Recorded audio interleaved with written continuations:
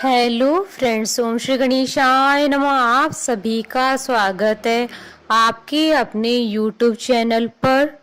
Friends, आज हम आपको इस वीडियो में बताने जा रहे हैं नवरात्रि पर कन्या पूजन की विधि और कन्याओं को क्या उपहार देने चाहिए।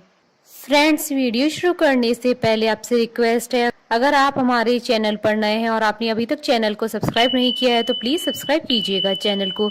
साथ ही प्रेस कीजिएगा बेल आइकन को, जिससे नए वीडियो से रिलेटेड नोटिफिकेशन आपको तुरंत प्राप्त हो सके। और वीडियो पसंद आने पर वीडियो को लाइक और शेयर जरूर कीजिएगा और कमेंट बॉक्स में जय माता दी जरूर लिखिएगा। नवरात्रि में कन्या पूजन का विशेष महत्व माना जाता है। बिना इसके नवरात्रि पूजा या व्रत पूरा नहीं माना जाता है। नवरात्रि में मां दुर्गा की विधि विधान से पूजा कर अष्टमी तथा नवमी की तिथि के दिन 9 कन्याओं का पूजन कर उन्हें भोग लगाया जाता है। धर्म ग्रंथों के अनुसार 2 साल से लेकर 10 साल तक की कन्याओं को माता का स्वरूप माना गया है। नवरात्रि में आप 1 से लेकर 9 कन्याओं का पूजन कर सकते हैं। 1 कन्या की पूजा से ऐश्वर्य की प्राप्ति होती है, 2 कन्या की पूजा से भोग और मोक्ष, 3 कन्या की पूजा से धर्म अर्थ व 4 की पूजा से राज्य पद, 5 की पूजा से विद्या, 6 की पूजा से 6 प्रकार की सिद्धि और 7 की पूजा से राज्य, 8 की पूजा से संपदा और 9 की पूजा से पृथ्वी के प्रभुत्व की प्राप्ति होती है। कन्या पूजन अष्टमी या नवमी किसी भी दिन किया जा सकता है। 2 साल की कन्या कुमारी, 3 साल की कन्या त्रिमूर्ति और 4 साल की कन्या कल्याणी, 5 साल की कन्या रोहिणी और 6 साल की कन्या कालिका, 7 साल की चंडिका और 8 साल की शांभवी और 9 साल की दुर्गा और 10 साल की कन्या सुभद्रा मानी जाती है। नवरात्र के दौरान सभी दिन 1 कन्या का पूजन होता है, जबकि अष्टमी और नवमी पर 9 कन्याओं का पूजन किया जाता है। 2 वर्ष की कन्या के पूजन करने से घर से दुख और दरिद्रता दूर हो जाती है। 3 वर्ष की कन्या के पूजन से घर में धन धान्य की भरमार रहती है, वहीं परिवार में सुख और समृद्धि आती है। 4 साल की कन्या के पूजन से परिवार का कल्याण होता है, वहीं 5 वर्ष की कन्या के पूजन से व्यक्ति रोग मुक्त रहता है। 6 साल की कन्या के पूजन से विजय और विद्या और राज्य योग मिलता है और 7 साल की कन्या के पूजन से घर में ऐश्वर्य की प्राप्ति होती है और 8 साल की कन्या के पूजन से सभी कार्यों में विजय मिलती है और 9 साल की कन्या के पूजन से शत्रुओं का नाश होता है और असाध्य कार्य भी पूरे हो जाते हैं और 10 साल की कन्या के पूजन से भक्तों के सारे मनोरथ पूर्ण होते हैं। कन्या पूजन के विषय में कथा मिलती है कि माता के भक्त पंडित श्रीधर की कोई संतान नहीं थी। एक दिन उन्होंने नवरात्र में कुंवारी कन्याओं को आमंत्रित किया। इसी बीच मां वैष्णो कन्याओं के बीच आकर बैठ गई और सभी कन्याएं तो भोजन करके और दक्षिणा लेकर चली गई, लेकिन माता रानी वहीं बैठी रही। उन्होंने पंडित श्रीधर से कहा कि तुम एक भंडारा रखो और उसमें पूरे गांव को आमंत्रित करो। इसी भंडारे में भैरवनाथ भी आया और वहीं उसकी अंत का आरंभ हुआ। मां ने भैरवनाथ का अंत करने के साथ ही उसका उद्धार भी किया।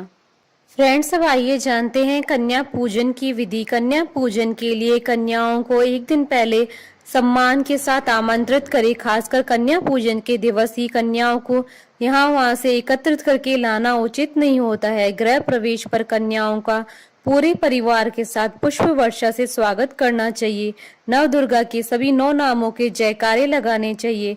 कन्याओं को आरामदायक और स्वच्छ स्थान पर बैठाकर सभी के पैरों को स्वच्छ पानी या दूध से भरे थाल में पैर रखवाकर अपने हाथों से उनके पैर धुलाने चाहिए। पैर छूकर आशीष लेना चाहिए और कन्याओं के पैर धुलाने वाले जल या दूध को अपने मस्तिष्क से लगाना चाहिए।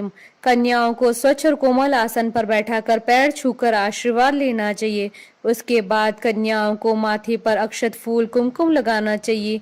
इसके बाद माँ भगवती का ध्यान करते हुए दुर्गा माँ को उबले हुए चने, हलवा, पूरी, खीर, पुआ व फल का भोग लगाया जाता है। यही प्रसाद कन्याओं को भोजन स्वरूप में खिलाया जाता है। कन्याओं को भोजन कराने के बाद उन्हें दक्षिणा दी जाती है। इसी के साथ कन्याओं को लाल चुन्नी और चूड़ियां भी चढ़ाएं। इस तरह विधि विधान से कन्याओं का पूजन करने के बाद उनका आशीर्वाद प्राप्त करें। कई जगह कन्याओं को भोजन कराने वाले लोग आशीर्वाद स्वरूप में थपकी लेते हैं। इस बात का भी ध्यान रखें कि कन्याओं के साथ एक लांगुर भी होना चाहिए। मान्यता है कि लांगुर यानी छोटे लड़के के बिना पूजा पूरी नहीं मानी जाती है। फ्रेंड्स, अब आइए जानते हैं नवरात्रि में कन्याओं को क्या उपहार दिए जाने चाहिए। नवरात्रि में जब भी कन्याओं को भोजन के लिए बुलाएं तो उन्हें श्रद्धा पूर्वक श्रृंगार सामग्री भेंट की जा सकती है। क्योंकि उन कन्याओं में देवी भगवती का ही वास माना जाता है, लिहाजा मां को श्रृंगार का सामान उपहार में दिया जा सकता है। मान्यता है कि इससे मां प्रसन्न होती है और सुख और समृद्धि व सौभाग्य का आशीर्वाद देती है। छोटी छोटी कन्याओं को पढ़ाई लिखाई का कोई भी सामान दिया जा सकता है जो उनके लिए उपयोगी भी साबित हो। उनकी उम्र के लिहाज से कोई भी किताब, कॉपी, पेंसिल, रंग दिए जा सकते हैं जिसे वो प्रसन्नता से ग्रहण करेंगी। ऐसी मान्यता है कि जब भी कन्याओं को विदा किया जाता है तो उन्हें चावल दिए जाते हैं। शादी के बाद भी विदाई के दौरान लड़की को हाथ में चावल देकर ही विदा किया जाता है। इसलिए माना जाता है कि नवरात्रि में जब बाल कन्याएं घर में आए तो उन्हें चावल उपहार स्वरूप दिए जा सकते हैं। इससे आपका घर धन धान्य से भरपूर रहेगा और घर में संपन्नता बनी रहेगी। चांदी का सिक्का देना भी कन्याओं को काफी शुभ माना जाता है, लेकिन अगर सामर्थ्य न हो तो कन्याओं को इच्छा अनुसार 5, 11, 21 या 101 रुपए भी दिए जा सकते हैं। माँ को लाल रंग अति प्रिय है, इसलिए बाल कन्याओं को भोजन के बाद लाल रंग के वस्त्र उपहार में दिए जा सकते हैं। खास तौर पर लाल रंग की चुनरी, जिसे ओढ़कर वो कन्याएं काफी प्रसन्न होती हैं। इससे श्रद्धालुओं को माँ का आशीर्वाद प्राप्त होता है। हमारे साथ इस वीडियो में अंत तक बने रहने के लिए आपका धन्यवाद। ओम श्री गणेशाय नमः। जय माता दी।